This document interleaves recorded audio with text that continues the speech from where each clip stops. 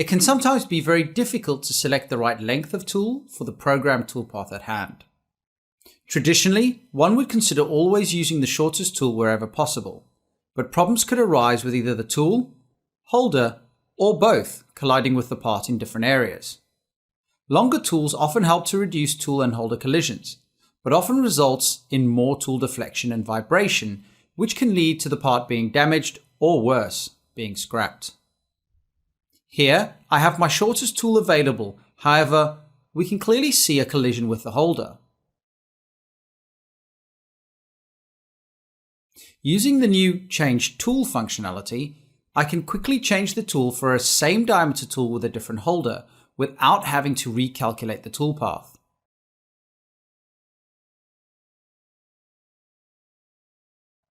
Again, even though I've changed the tool in this instance, I am still getting a collision with the tool. I can now make further adjustments to the overall length of the tool, which means my tool will reach the full depth for the required toolpath, with the benefit of not having to recalculate that same toolpath. In this next instance, I have a mold tool on screen with some deep areas to machine.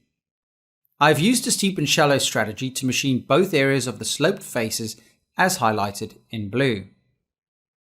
Simulating the toolpath shows that with my current tool, I have the holder colliding with the part in 4 key areas. Here, here, here, and here. To avoid the collisions with the holder, I want to machine those areas with a separate, longer tool, whilst maintaining the original shorter tool for the shallower areas. To do this, I can use the Trim Toolpath option and create a polygon around the area.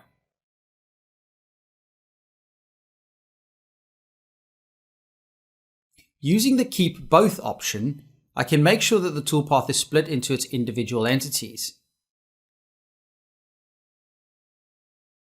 Using the Change Tool button in the ribbon or the right mouse button to modify the split segment, I can now change the tool and select a tool which is longer and won't cause a collision with my holder.